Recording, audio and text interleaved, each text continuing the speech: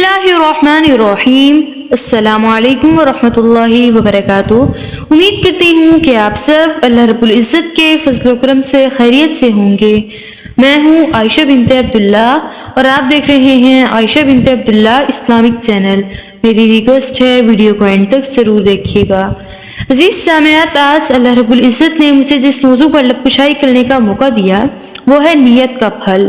دعا ہے کہ اللہ پاک حق اور سچ بیان کرنے کی توفیق عطا فرمائے اور غلطیوں سے درگزر فرمائے۔ موضوع کا آغاز کرتے ہیں۔ عزیز سامعین، دونوں بھائی ایک ہی گھر میں مقیم تھے، ایک نہایت عبادت گزار اور دوسرا نہایت گناہ گار۔ عبادت گزار اوپر والی منزل میں مقیم تھا اور وہیں اللہ تعالیٰ کی عبادت میں مشغول رہتا، نیچے کم ہی اترتا۔ دوسرا بھائی نیچے والی منزل میں مقیم تھا، اس کے پاس سامان عیش و عشرت تھا، وہ خوب رنگ رلیاں مناتا اور موج اڑاتا۔ اس طرح دونوں کی اپنی اپنی زندگی تھی۔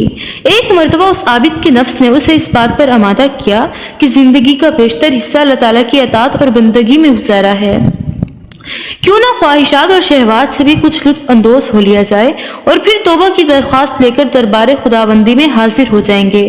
اللہ تعالیٰ تو غفور و رحیم ہے ہی، معافی کا پروانہ جاری کر دے گا۔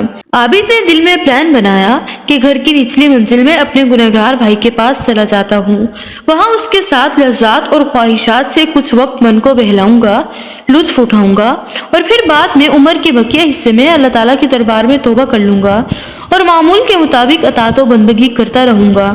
اس ارادے سے وہ سیڑھی کے ذریعے اترنے لگا۔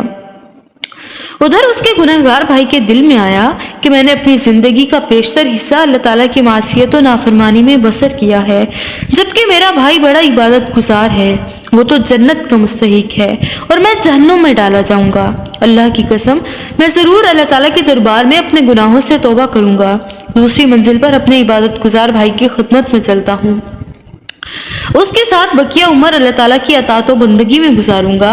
ممکن ہے کہ اللہ تعالیٰ میری مغفرت اور بخشش کا سامان کر دے۔ چنانچہ گناہ گار اپنی خالص نیتی کے ساتھ اوپر والی منزل کی طرف چڑھا تاکہ کچھ نیکیاں کما لے، اور ادھر اوپر سے عابد صاحب دل میں بدنیتی لیے نیچے اترے تاکہ اپنے دل کو لذات اور خواہشات سے بہلا لیں۔ اتفاق کی بات ہے کہ اس عابد کا پاؤں سیڑھیوں سے پھسل گیا اور نچلے بھائی کے اوپر دھڑام سے گرا جو اس سے ملنے کے لیے آ رہا تھا۔ دونوں وہیں ڈھیر ہو گئے۔ پھر عابد کو معصیت کے مطابق اٹھایا گیا اور گناہ گار کو توبہ کی نیت کے مطابق اٹھایا گیا۔ صحیح مسلم میں ہے، رسول اکرم صلی اللہ علیہ وسلم نے فرمایا، ہر آدمی اسی نیت کے مطابق اٹھایا جائے گا جس پر اس کی موت ہوئی ہے۔ دعا ہے کہ اللہ تعالیٰ ہمیں سیدھے راستے پر چلنے کی توفیق عطا فرمائے۔ ویڈیو اچھی لگی ہو تو دعاؤں میں ضرور یاد رکھیے گا، لائک، شیئر اینڈ سبسکرائب کرنا مت بھولیے گا اور بیل آئیکن کو ضرور پریس کر دیجیے گا۔ السلام علیکم ورحمۃ اللہ وبرکاتہ۔